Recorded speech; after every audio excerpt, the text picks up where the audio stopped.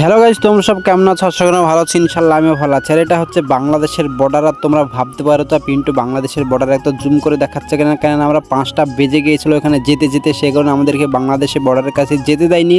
তাই তোমাদেরকে আমি জুম করে ভিডিওটা করে দেখাচ্ছি। আর চলো ভিডিওটা প্রথম থেকে।